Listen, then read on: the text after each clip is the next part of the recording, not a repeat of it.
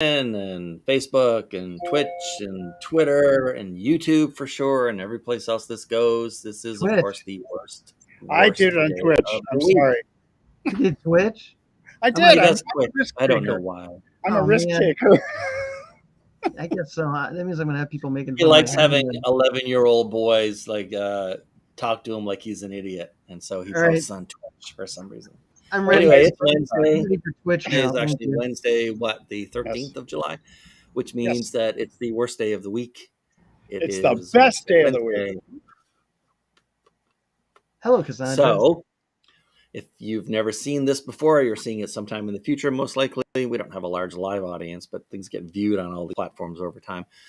How Website Wednesday works is one of these esteemed guests is going to throw either a search term or a URL at me.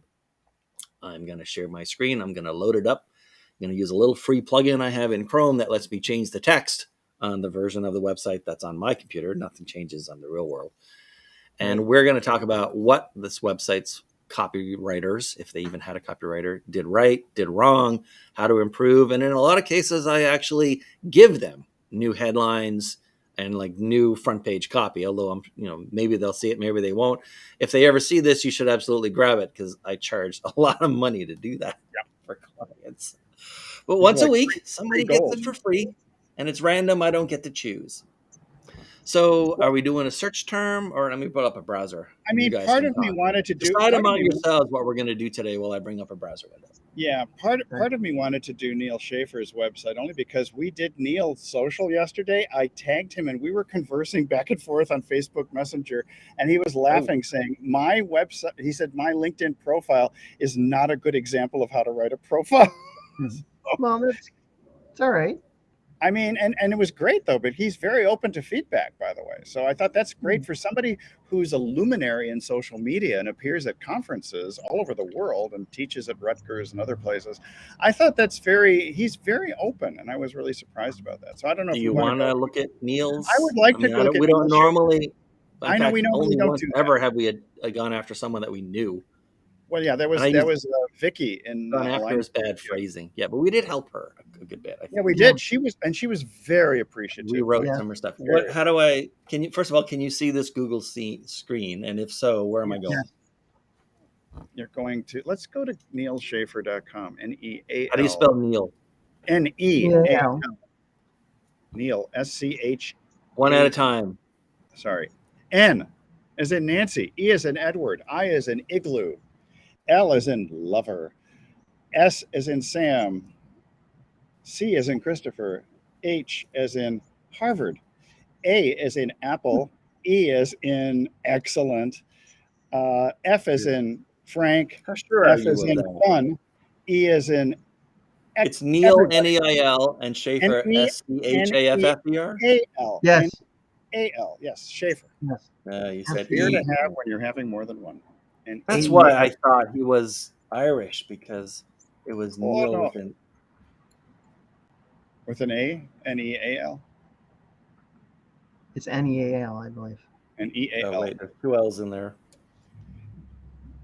No This L. is your guy? There he is. I love this top thing in terms of a face, at least. So. Yeah. Okay, so first of all, the eyebrow, whenever you see like a headline, there's a little tiny piece of thing over it's called an eyebrow. It comes from direct marketing, like regular mail used to get. Junk mail used to get from the post office, right? You don't get much anymore. This is called an eyebrow. Get rid of this stupid thing. We'll get rid of the pop-up. He's wasted this space. Aha. I mean, it's the 21st century. You don't have to. Nothing about landing on any homepage deserves an exclamation mark. Well, it's not Yahoo. So this needs to be written right away. Let's see if I can do a little thing here. I don't know what we would change it to yet, but. So let's talk about what he's done here. Okay. Okay. So there are various types, and again, first of all, we should put in the caveat. Many individuals and businesses, especially small businesses, do literally no business via their website. Mm-hmm. So for many of them, it doesn't make sense to put a lot of time and effort into your website, beyond the fact that it is a public representation of you or your company. And so doing a bad job is not going to reflect well on you. But doing a fantastic job wouldn't necessarily drive up your revenue or whatever, right? Now, Mhm. this is what's known as an authority site, right? There's a person, and this person knows a lot about something. And so the whole website is about this person and what they know. And you hire that person for their expertise, an individual even, for their Yeah. expertise in something, as opposed to, like, it's obviously not an e-commerce site. It's not a law firm. It's not a marketing agency. It's Neil. Right. And so while normally I wouldn't recommend that someone have something about just themselves, this is not a bad idea, or at least put it this way. I'm trying to remember. I don't think I have the page up anymore. So I have an authority site as well, right? Mhm. And my headline, my older headline, used to be kind of similar to in tone to what Neil does, Mhm. Okay. except mine was I think it said, "Hi, I'm Dean Way. I'm the best known unknown writer around," because my stuff's been seen by tens of millions of people, and yet my name is on none of it, Mm. right? So it's a little kind of like a twist, a little kind of a little joke. And then from then on, it went through the rest of my authority site. Neil starts off kind of great, pretty straightforward. My name is Neil Schaefer. First of all, he could have just said, "I'm Neil Schaefer." You don't need. You don't need the and. And the other thing is, like, this gets to be a long sentence Yeah, I fast. can see that. Yeah. This has 3 commas, so 4 clauses, Mm. 20 words, and approximately, I'd say, like 30 something syllables. It claws at your That's a really long headline. Yeah, yeah. On the other hand, this, which is Shorter. a little harder to read, is Yeah. excellent. Like this little Oh, part interesting. here, Yeah, I can't read it. enjoy the Hunt of Free. That's excellent. I really love that. Interesting. It's something you see a little differently. Basically, he invites you into his home, his like website home, Yeah. and says, enjoy yourself. There's so much stuff in here. You're gonna love it. Go for it. He's very friendly. And by the way, he also allows people to do guest blogging, which is very unusual for somebody with Yeah. this reputation. I got that request today. Someone didn't turn on Do Not Disturb. Okay, so I wouldn't, again, like I don't know much about Neil, so it's hard on an authority site. It's hard to know exactly what to replace this headline with, other than I'm Neil Schaefer. I would have put a period after that, and I would have put in I'm Neil Schaefer, or not. But so, can you guys tell me? You've done enough of these sessions with me. Can you guys tell me whether this is informational, or inspirational, or transformational? This is definitely informational. I mean, This is data driven informational. This is stuff. Yeah. right. Yeah. Yeah. Right. The tagline of informational is, "This is who I am and what I do." Mhm. And granted, it's an authority site, so he's trying to like establish himself quickly. But the problem is, he doesn't put anything into the customer's context. And for Mm. a little extra work, he could have thought about it. Now, I don't know who hires him. I don't know what industries he sells to. He just But has there's a wide variety. He cut his teeth, I think, in Japan with a technology firm. So it's very interesting that he had all of this experience, and he is actually trilingual. He's a polyglot, so he speaks Mandarin and Japanese and English. right, So, as a prospect, why do I care? he is a fractional CMO. So he goes Sure. and large companies will hire him.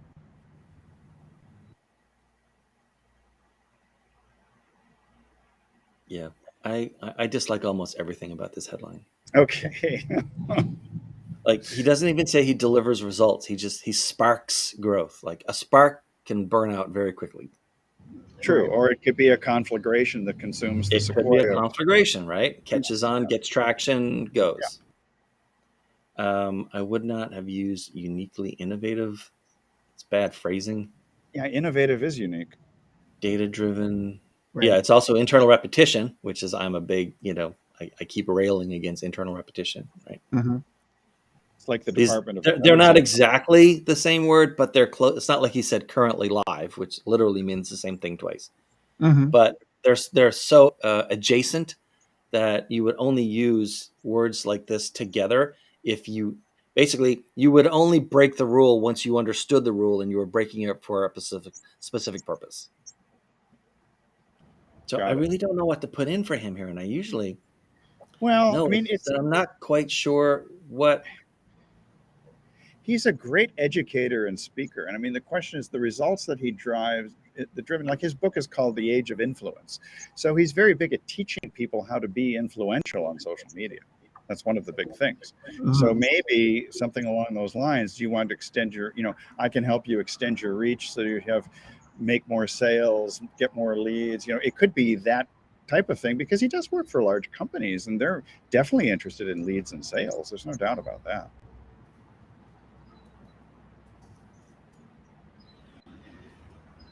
And if you're a university, he'd love to be hired so he can teach the business people. Nice. Oh yeah, business famous. Yeah, I like it. Business famous is a hyphenated word. That's cool. And have fun doing it. Yeah, I think that's a lot of it, because he is Is that his personality? Sort of an upbeat. He's not like a browbeat you kind of guy like I am. No, he's he's like a cool, friendly, happy, nerdy guy. That's the best way to describe Then it. there you go. That's what I would change his headline to. Yeah. That's great. Kind of like me. While we're at it, can you guys kind of like getting John bigger on your screen? I guess kind of. Kind of. Yeah, I would say so. A little bit. Business. So I'd take advantage of the eyebrow. Mm-hmm. I just tried to blow the screen up. Do you see it blown up now? Yeah, I can see it much better. The eyebrow's small, so I wanted to zoom in on it a bit. Yeah. I am Neil Schaefer, and you're not. I was just thinking that a minute ago. It's a little SNL for you. Something right at SNL. I'm Neil Schaefer. You're not. But I bet you wish you were. Yeah, I was misspelling Neil's name with an extra E in there. My apologies, Neil, because I know you're going to see this at some point. I like Neil's two choices too, because I think a lot of people do that completely wrong. So you can see that he obviously wants you to play his video and then work with me as a second choice. Yeah. So now that I've got the headline, I can go back and I can do the eyebrow. And the eyebrow is basically a teaser. It's almost like a cold open. If you ever watch like Saturday Night Live, they just jump in, they do something funny, and then they switch to the credits, and then you get to the host, right? So now that I know the host that's going to be on stage at Saturday Night Live, I can put in an eyebrow that is a teaser, but you don't quite understand why it's being said until you read the headline. Mm-hmm.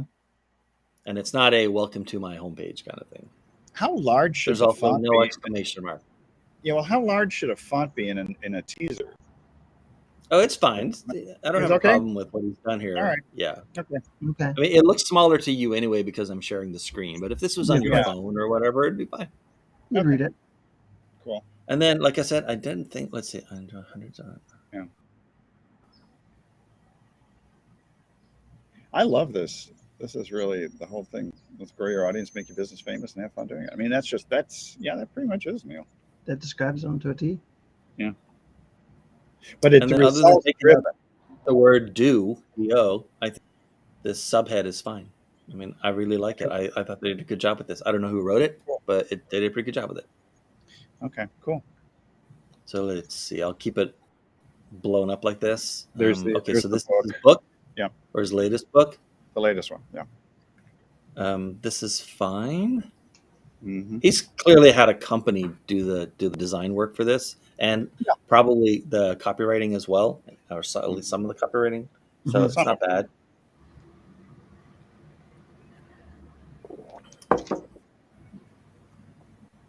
See, I would have redone that. I would have not said by collaborating. Just go right into the active. Got it. You literally didn't. That sentence still makes sense, even if all I did is take out the word by. And now, but it's tighter now. Yep. Mm-hmm. Dean likes his tight copy. I would take out can again. Don't like passive voice. Not in a tiny little blurb like this. Don't want passive voice. Just using up extra words, and you're burning through audience attention for no reason. Yeah.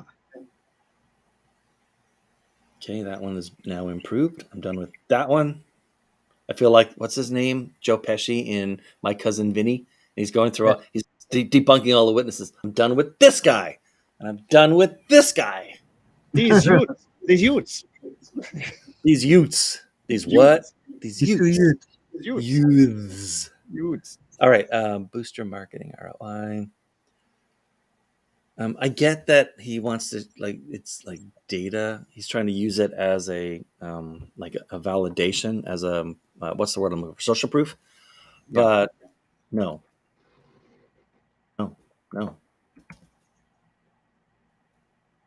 Here's the thing. You wrote a whole book on it. If you wrote a whole book on it, presumably your stuff's based on the data. If you have to sell them on like studies have proven, then you've already lost your point. At this point, you've written it. You're in the you're past selling from your heels. You're past neutral. I see all points of view, and they're all valid. You're into that little tiny sweet spot of assertive.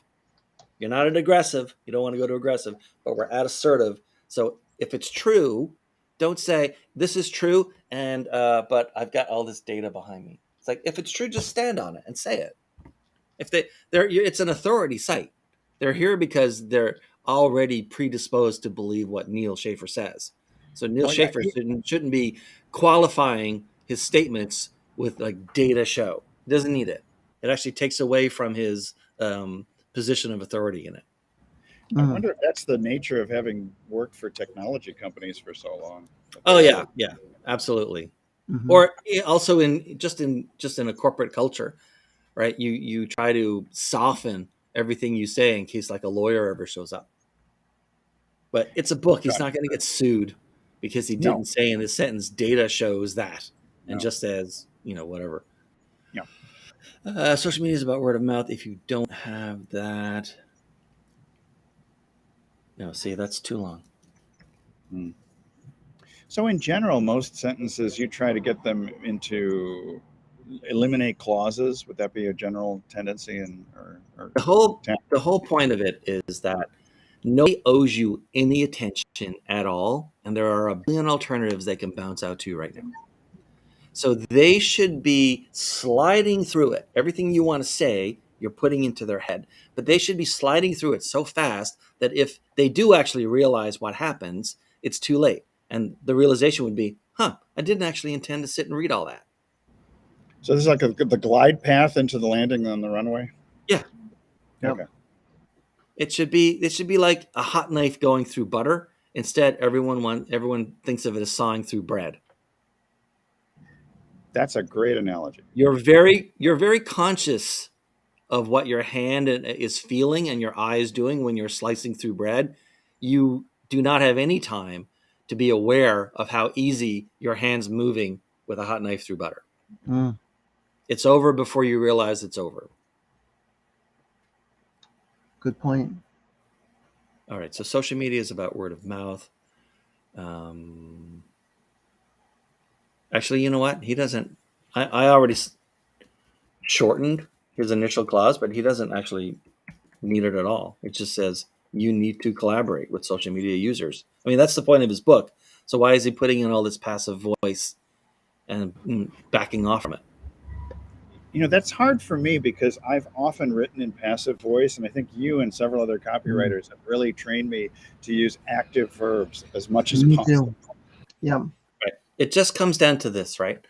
Learn the rule, live the rule, and then eventually, when you know what you're doing, you can break the rule. Right. You're saying once you know what you're doing, don't jump right over to breaking the rule. You don't know what you're doing, and it comes apart. I thought it was that eventually you will rule. There you go. All right, you need to collaborate with social media. Nope. Sentence just keeps getting shorter and shorter. That's okay. Eventually you'll get to the caveman. What is it? Poetry for Neanderthals, the game where it's all single syllable words. And look what he says here, incite that word of mouth that can drive. All of that should be replaced with two. Got it. Like, boy, they never want to use one word if they can use seven. Whoever wrote this. I think there's a tendency amongst educated people to think that more words means better. I will admit that it took a solid decade for me to unlearn how I'd been taught to write. Exactly. It's not easy. But in case you're thinking, oh, I'm a college graduate, like we're all college graduates here.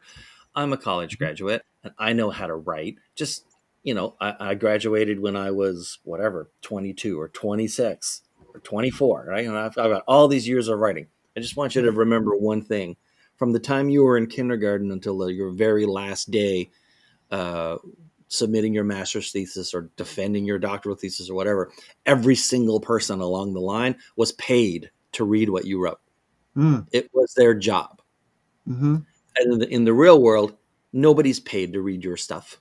And so you owe them something different than you owed people whose job it was to grind through whatever very, very, very, very exciting stuff you wrote. Unless you're a proofreader, which if you're a proofreader, then I can tell you that I was paid to read what people wrote. There you go. That's different. You're an editor. So. All right. So clarify your message. I mean, the subheads are fine, right? Reach new audiences, boost your marketing ROI. I mean, they're not awesome, but they're fine. They're solid. Increase brand awareness. Actually, I might go back and attack those because these can actually be improved quite a bit. Clarify your whether it's leveraging user-generated content or utilizing influencers as a dedicated focus group. Influencers, you've repeated influencers too close to each other, will help you clarify your message on social media and beyond. What's being said here? Someone tell me the point of this paragraph. It's a little mumbo jumbo. It's an obscure sentence about clarifying. A little bit. So I think that the general idea. I'm trying to read it because it's so tiny. I mean, the idea is that once you clarify your message, you can people will read what you have. They will be able to give you feedback on what you have. So in other words, I guess it's the idea that anybody, and I've done this before, where it's taking you longer to summarize it than it is to read the original out loud. It's hard. Well, so the thing is, have a very distinct message so that you can get great feedback. I think I'd say let's find your avatar and clarify your messaging. Let's tar and feather your avatar. Because that's to me what he's trying. It seems to me what he's trying to say is, hey, I can find your avatar and we can target your messaging, so you're talking directly to them. Okay, so clear message to get your. This is what's bothering me. I don't understand how this and the text before it belong to each other.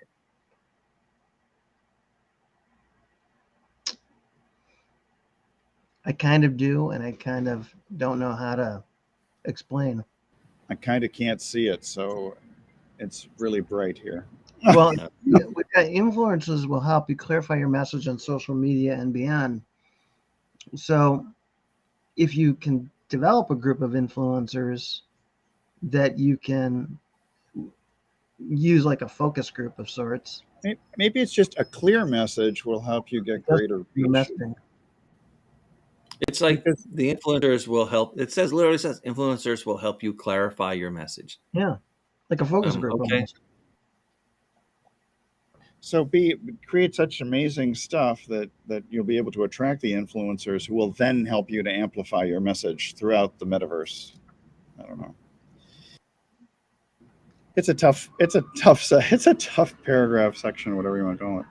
Yeah, this one is a pit. It's a little ambiguous, for sure. Hold on, let me think big about on this. ambiguity. The other thing I'm looking at is the next step below. If I had a new book. No, don't go too far. I won't go too far. But hold that thought. I'm Hold up. curious of your opinion on this. Back up. I'm backing up the truck.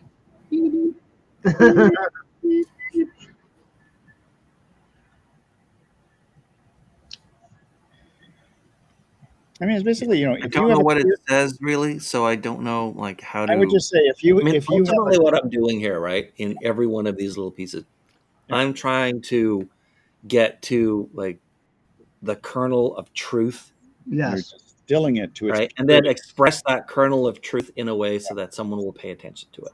I mean, Yeah. that's really my whole job. That's all I do all day, Yep. and I cannot figure out the kernel of truth that would matter to anyone in here, It may and not be why that it's phrased important. this way. It may not be that important. That's the thing. That's the most interesting thing. So I can't wait to ask him about this later.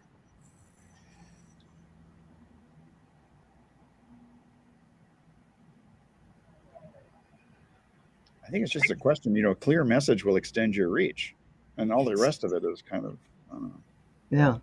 fluff. And finding an influencer as well as when you read. Well, he's trying to influence influencers, which is interesting. And so, in and of itself, that's a Right. pretty gargantuan task. Right. But you could put those two together.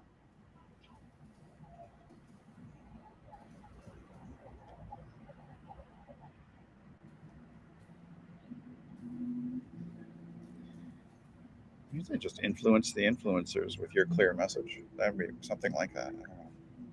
And clarify your message. Leverage your content and clarify your message. Yeah.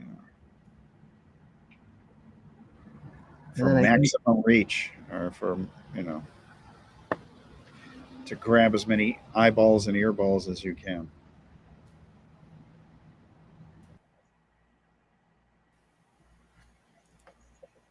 yeah, clarify your message for greater reach. Yeah, I think that does it, because then the whole thing about focus groups and stuff, that's incidental. Right. But it's like that. It's like he's saying, I can help you get your influencers to be your permanent focus group kind of thing. But what if you have no influencers? So Well, that's the problem. Most people don't have influencers. because So nobody knows what you really do. So All right, So I'm not sure this is what he meant to say. maybe not. It is understandable, at least, yeah, but I think it fits in. All right, can I ask my question now? yes. Sorry, go ahead. All right. Am I So scrolling up or down? you just stand right where you are. So Okay. if you had a book that was up for sale, would you would your first choice be for them to download a free preview or buy the book? I'm thinking I would want them to buy the book and download a free preview as an aside. Because if they download a preview, they may never come back. So to me, this is opposite the way it should be. If I'm understanding what he's I trying like to. the idea of the free sample, though. You're standing outside your bakery and you're giving little brownie bits to people. The idea is they're going to come in and potentially buy more of that thing or something else. Yeah, I guess that's how it's set up. Usually, if you go to Yeah, I'm Amazon, okay with this because we don't know what the next step in the workflow is, right?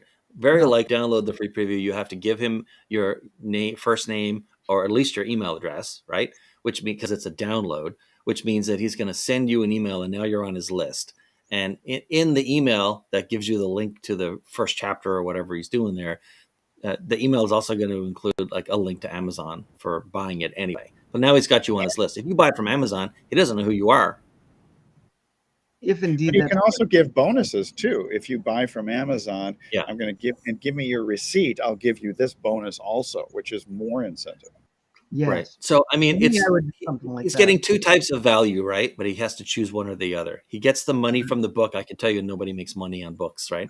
So, No. but he gets the sale, or else he gets you to read part of it. He gets to expose his message and marketing to you. He gets your name on his mailing list, and he has another swing at the bat after he sends you the link in that email to also get you to buy the book anyway. So I would, Yeah. if you're asking which one of these should be highlighted, by default, I think he's done an okay job there. We don't know his workflow, so we can't be sure. But No, I I can't. have to believe anyone with a website this nice looking understands how to like write an email sequence so that he gets you on his list. And Yeah, and I would think so. Correct. yeah, like we don't know the the other- next step, but my guess is he's doing it the way he should have done it. I was thinking of it from the standpoint of usually if you go to buy a book on Amazon, it lets you download a free preview. Anyways. Yeah. But the Well- preview usually is like 3 or 4 pages. I mean, it's not an entire chapter. No. And the other thing is, I think that in terms of list building, if you just send them to buy on Amazon, you've lost the opportunity to capture that lead. Yeah. So anyway, that's our 30 minutes. So we're out of time. We managed to do the eyebrow. We managed to do the headline. I managed to tighten up a tiny bit his subhead, which is fine.